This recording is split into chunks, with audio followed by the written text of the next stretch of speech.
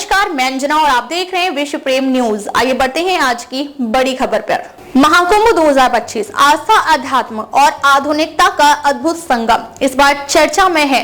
दो अनोखी शख्सियतें, हर्षा रिछारिया, एक सोशल मीडिया इन्फ्लुएंसर जिन्होंने साध्वी का भेष धारण कर धर्म और आधुनिकता का एक नया स्वरूप पेश किया है, और अभय सिंह IITN जिनकी गहरी रुचि मोक्ष और वेदांत में है और जो युवाओं को प्राचीन ज्ञान की ओर प्रेरित कर रहे हैं। क्या माया और मोक्ष के बीच कोई सेतु बन सकता है या यह संघर्ष अनंत तक चलेगा? चलिए जानते हैं इस महाकुंभ की अनसुनी कहानियां।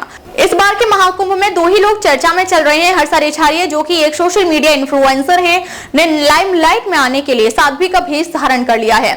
उनकी चमचमाती सोशल मीडिया प्रोफाइल्स और महाकुंभ में उनके भव्य प्रवेश ने लाखों श्रद्धालुओं और साधुओं का ध्यान आकर्षित किया है। उनकी उपस्थिति और विचारधारा पर लोग कई तरह की राय व्यक्त कर रहे हैं। दूसरी तरफ अभय सिंह हैं, जो कि IITN है। वे मोक्ष के प्रति गहन रुचि रखते हैं और वेदों, उपनिषदों और अन्य प्राचीन ग्रंथों के अध्ययन के लिए यहाँ आए हैं। अभय का दृष्टिकोण पूरी तरह से आध्यात्मिक और ज्ञान पर आधारित है। वे अपने तर्कपूर्ण और संतुलित दृष्टिकोण के कारण युवाओं में खासे लोकप्रिय हो रहे हैं। दोनों की इस अद्भुत यात्रा ने महाकुंभ के परिदृश्य को दो अलग अलग दृष्टिकोणों में बांट दिया है, जहां एक और हर्षा आधुनिकता, ग्लैमर और सोशल मीडिया के माध्यम से ध्यान आकर्षित कर रही हैं। वहीं अभय शांति, साधना और आत्मिक ज्ञान के माध्यम से मोक्ष का मार्ग तलाश रहे हैं। हर्षा रिछारिया के अनुयायियों का मानना है कि वे नई पीढ़ी के लिए धर्म और आध्यात्म को प्रासंगिक बना रही हैं। वे अपने सोशल मीडिया पोस्ट और लाइव स्ट्रीम्स के माध्यम से साधु संतों के विचारों को प्रसारित कर रही हैं, जो आधुनिक समाज में गहरी पैठ बना रहे हैं। लेकिन कई पारंपरिक साधु और संत उनके इस रूप को धर्म और आध्यात्मिकता के विपरीत मानते हैं। वहीं अभय सिंह के विचारों को पारंपरिक और आधुनिक दोनों ही दृष्टिकोणों से सराहा जा रहा है। उनका यह कहना है कि मोक्ष की प्राप्ति केवल ज्ञान, साधना और आत्म अन्वेषण के माध्यम से ही संभव है। कई लोगों को प्रेरित कर रहा है। वे महाकुंभ में युवाओं को प्राचीन शास्त्रों और दर्शन की ओर आकर्षित कर रहे हैं।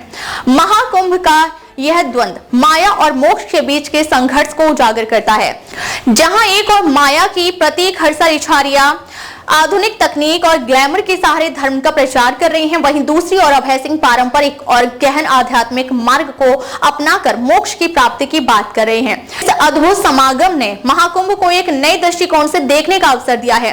क्या माया और मोक्ष के बीच कोई संतुलन स्थापित हो सकता है या ये दोनों हमेशा परस्पर विरोधी ही रहेंगे? इस सवाल का उत्तर महाकुंभ के समापन के बाद ही स्पष्ट हो सकेगा। महाकुंभ में माया और मोक्ष के इस अनूठे द्वंद्व ने न सिर्फ श्रद्धालुओं बल्कि पूरे समाज को सोचने पर मजबूर कर दिया है। क्या यह महाकुंभ सिर्फ परंपराओं का प्रतीक है या यह नए अध्यायों की शुरुआत का संकेत? महाकुंभ की इस यात्रा का हिस्सा बनने के लिए हमारे चैनल को सब्सक्राइब करें और इस कहानी को ज्यादा से ज्यादा लोगों तक पहुंचाएं। आपकी राय हमें कमेंट में जरूर बताएं। अब तक के लिए बस इतना ही। फिर मिलते हैं एक ऐसी ही बड़ी खबर के साथ। तब तक के लिए नमस्कार और बने रहिए विश्व प्रेम न्यूज पर।